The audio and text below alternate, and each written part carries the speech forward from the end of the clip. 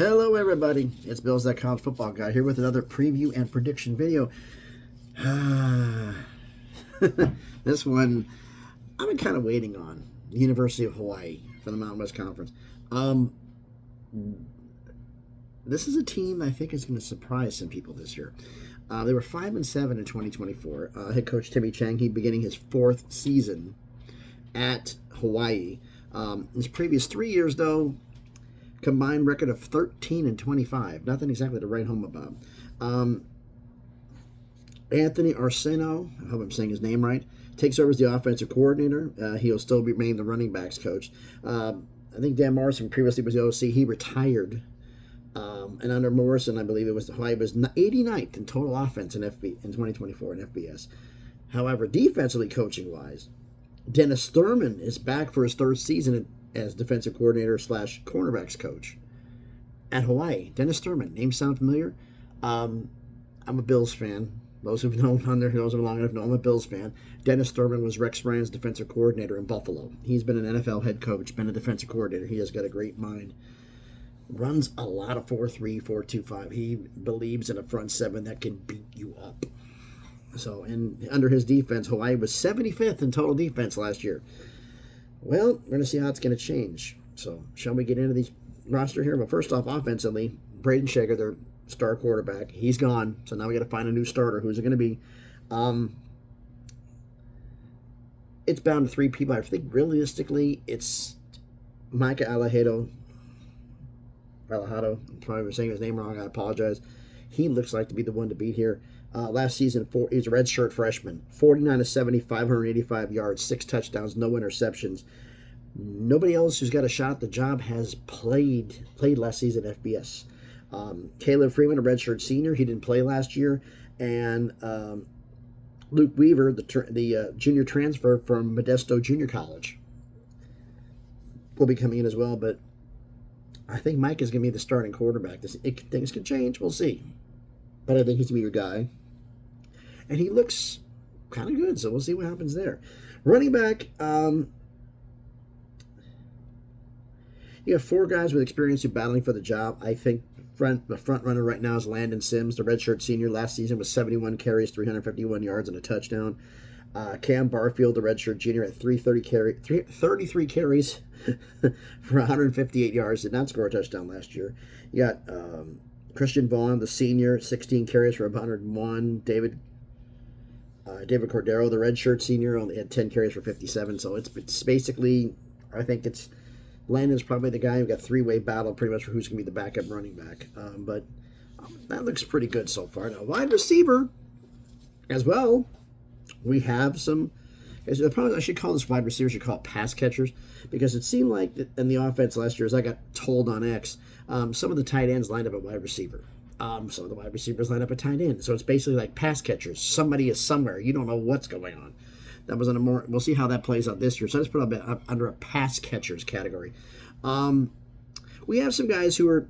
I'll get into the ones who did not have any measurable stats or did not do any stats last year. You got Brandon White, the redshirt junior, Carson Papuno, the redshirt senior, Devon Tuafea, the redshirt junior, Blaise Kamoku, the junior, Carlito Cabanang, the redshirt senior.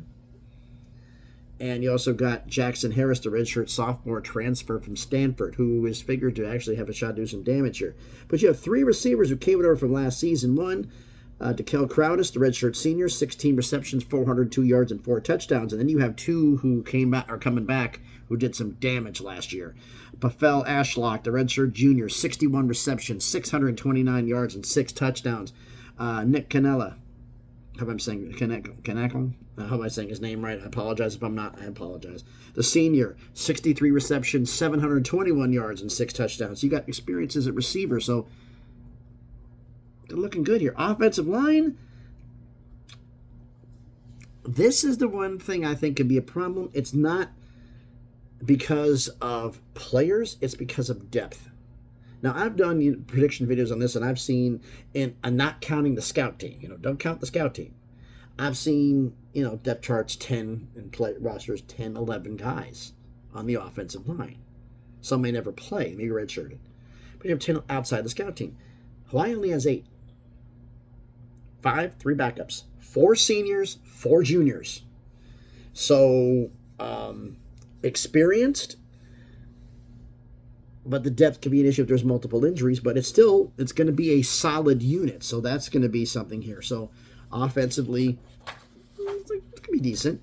Defensively, get this over here. Also got a lot of experience here. Whew. Let's get to the guys who haven't done anything, because it's a shorter list of guys who are in the rotation to be on the defensive line, since he likes to run a 4-3 primarily. Mr. Thurman does. So let's get in here, look at some of the ones who have not anything. You have Luther McCoy, the redshirt senior transfer from Minnesota, who's going to be coming in. You've got Josh Sagapolutele, redshirt sophomore. Keo Akina, or is it, I think it's Akina or Akira. I apologize, I wrote it fast. Redshirt junior transfer from Utah coming in, as well as Davita Loketi, the redshirt junior. Everybody else of the names I'm talking about here, we got have done at least double-digit tackles, but have done some moves here. Okay, first off, Dejon Benton, the redshirt senior, the transfer from New Mexico, who just came in, 12 tackles, 1.5 sacks. You've got Jamar Shona. How about saying that? Sakura? I screwed up his name. I apologize. Jamar's got redshirt senior, 14 tackles and a sack. You've got Wyndon Wyndon Ho'ohuli, the redshirt senior, 14 tackles, 2.5 sacks, and a pass deflection. You've also got, back over here, 20-plus sack guys, you guys who made some plays here. You're talking Tariq James, the redshirt senior, 26 tackles and a pass deflection. You're talking, let me back over here. You're talking Jackie Johnson the third, the redshirt senior, 20 tackles, 5 sacks, and a forced fumble. But the tackling machine is scheduled for Elijah Robinson, the redshirt senior, 51 tackles, 5 sacks, and a forced fumble. You got experience on the front line. The front four got experience. Now, linebackers, not as much. You have, like, depth-wise, you've got, I really looked at it as for depth is an issue for me. I had a guy on the list, this is Ashton Rakino. Problem is I couldn't find any information, so I honestly don't think he's even on the roster anymore. Everybody says he is, but I can't find him, the junior. You have Tassi Tadio, the redshirt sophomore. But you have 3 tackling machines in this linebacker core. You've got Jalen Smith, the redshirt senior, 41 tackles, a pick, and a pass deflection. Logan Taylor, the senior, 52 tackles and an interception. Then Jimmy Otis, I apologize, I wrote this down so damn fast. The junior, 55 tackles and 2 sacks. So you got a linebacking core that's got experience. So the front 7 it's holding over a lot of seniors. Now the secondary also has a lot of experience with it. Those who didn't play, you got Vindell Edwards II, a redshirt senior. He didn't play last year. He's hurt. I'm not sure about that. He didn't play last year. He was a starter in 2023, so he's back. You got Tim Malo, the redshirt senior transfer from Brown. Keenan Moore, the redshirt junior, is a holdover, along with Fabian Ross and Reese Weber, the junior. Fabian Ross, the redshirt junior. Then you got some guys who made some plays from last year carry over. Like, you got, three guys here less than 20 tackles, but, but the problem is the tackling is the point. Pass deflections. Picks and pass deflections. That's what you need as a secondary. Listen to these numbers. I'm doing lowest to best, tackling-wise. Devin King, redshirt senior, 12 tackles, 2 pass deflections. Jaheim Wilson-Jones, senior, 16 tackles, 3 pass deflections. Matagi Thompson, redshirt junior, 17 tackles with a pass deflection. We're talking Caleb Brown, the senior, 24 tackles, a forced fumble, and 7 pass deflections. We've got Elijah Palmer, the junior, 32 tackles, an INT, and 5 pass deflections. We've got Kilinahi Mendiola Jensen, the redshirt senior. Hope I said his name right. The 33 tackles and 4 pass deflections. And the tackling beast is Peter Manuma Jr., the senior, 43 tackles, a forced fumble, and 3 pass deflections. These guys knock balls out of the air. And a lot of them are back. This is a senior, other than a quarterback, this is a senior-laden team. This is a team going to be making moves. And with all that leader, all those seniors you keep hearing, I think they're going to do something this year. So let's get into, we've done the preview part. Let's get to the prediction part. All right, they start off the season week 0. So since they had a week 0 game, August 23rd, 3 bye weeks they get this season. So they start off week 0 at home against Stanford. First game, obviously, for both schools. The last meeting was in 2023 when Stanford won 37-24 in Honolulu. Well,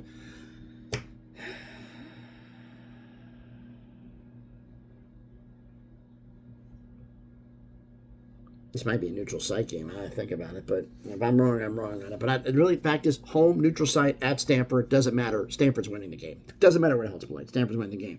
Next week, you're on the road at Arizona. This will be Arizona's season opener.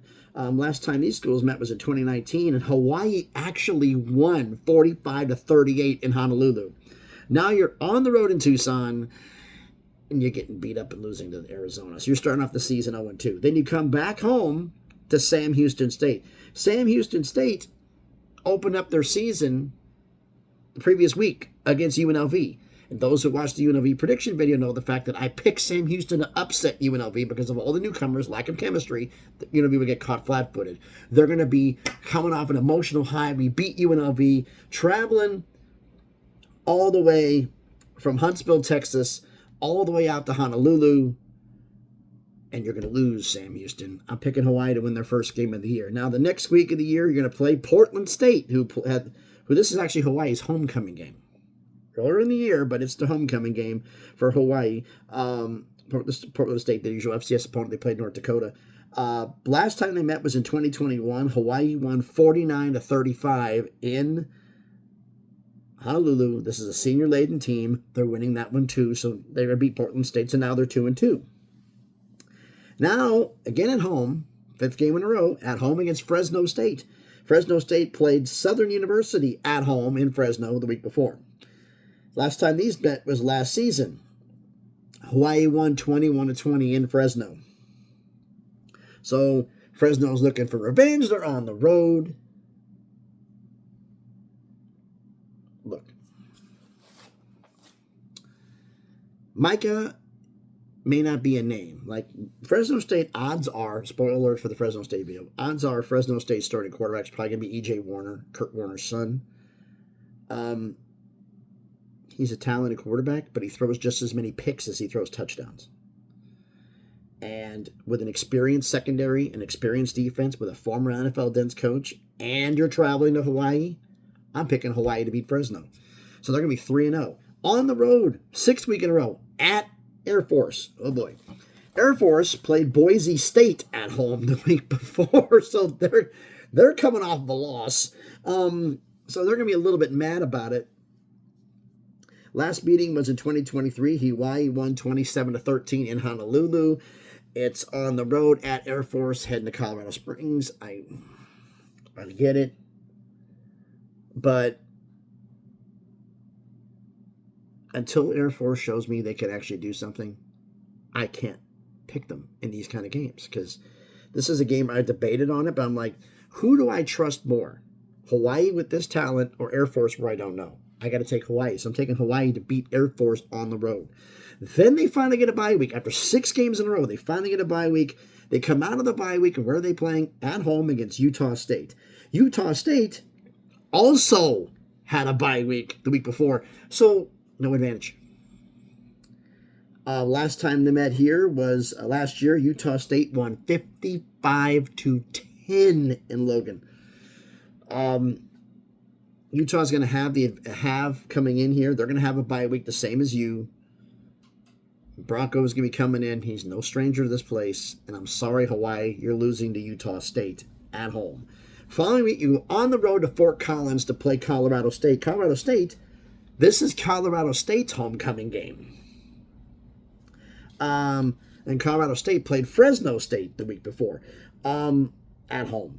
Last time they met was in 2023, and Hawaii actually won 27-24 in Honolulu. I'm sure that's going to get hyped up. You just had a tough loss to Hawaii did to Utah State. You're going to go on the road to Colorado State in Fort Collins. and you're losing again. I'm picking Colorado State to win that game. Then you get your second bye. Out of that bye, you go on the road, not that far, to San Jose State.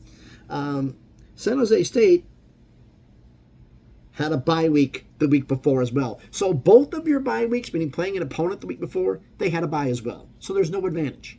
This sucks. Sucky booking. But they both have a bye. So you're on the road at San Jose.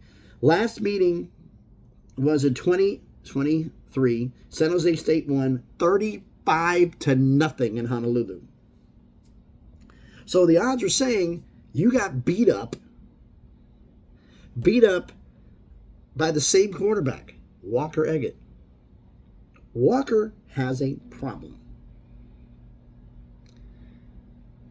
He's not throwing 60% accuracy, and he, like E.J. Warner, throws as many touchdowns as picks.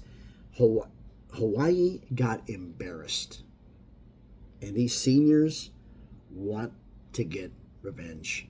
This is the game I went the most back and forth on, but I'm picking Hawaii to go into San Jose State and win that game.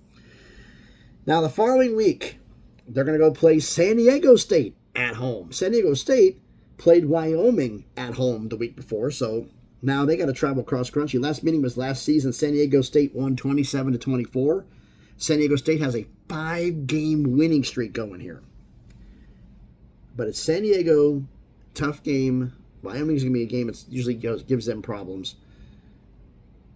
On the road to Hawaii, I'm picking Hawaii to win this game. I looked at San Diego State's roster, and I'm looking at I trust Hawaii's personnel more. Last time that happened, and I got news for you, won't be next year. Then they have their third bye week, and they come out of their third bye week on the road at UNLV. If you watch the UNLV prediction video, you already know how this goes. I'm picking UNLV to beat Hawaii. Final game of the year at home against Wyoming. Wyoming played Nevada at home the week before. Now they got to go all the way from Laramie to Honolulu in the last week of the year. Last meeting was in 2023. Wyoming won 42-9. If you're a senior, and most of these seniors are homegrown, they remember that. They want to end it. They stopped San Jose State. Sorry, Wyoming fans. They're stopping this one. I'm picking them to beat Wyoming at home to end the year. So as crazy as it sounds, folks, I've got the Rainbow Warriors going 7-5 this season with that senior class. 5-3 in the Mountain West. So it's going to be I think it's going to be one of the better years in Hawaii history this year. But you see all the seniors, there's not that much depth.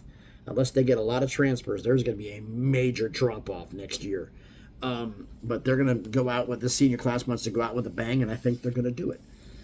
But why don't you let me know what you think about these down in the comments, all these predictions. So again, thanks everybody for watching the video. If you haven't done it already, do me the favor. Smash the like button, hit the thumbs up. It helps with the algorithm, helps the video be seen by more people. Comment on the video. I'm going to repeat the schedule again, minus all the commentary. Okay. Game against Stanford, I'm neutral side. I think it's home against Stanford. At Arizona, home against Sam Houston State, home against Portland State, home against Fresno State, at Air Force, then they get a bye week. Home against Utah State, at Colorado State, then they get their second bye week. At San Jose State, home against San Diego State, third bye week because they played week 0. At UNLV, finish the season at home against Wyoming. What do you think they're going to be? I'm saying 7-5. Do I think they can get any better than that, realistically? No. Could they drop to 5-7 again? Yeah. But with as many seniors on this team, with the experience that they have versus some of the other schools here who don't have it, this is their 1 year to catch people. And I think they're going to. So let me know what you think about that down in the comments. Share the video if you want to. And if you haven't done it already, check out some of the videos I've done. If you like them, hey, subscribe to the channel. You know, on the road to 1K, trying to make some magic happen. If you want to follow me on X, the link will be in the description. So again, thanks everybody for watching the video. More predictions, preview prediction videos are coming. More. So thanks everybody for watching. Whoever's enjoying their Monday. Be safe out there, and please be good to each other.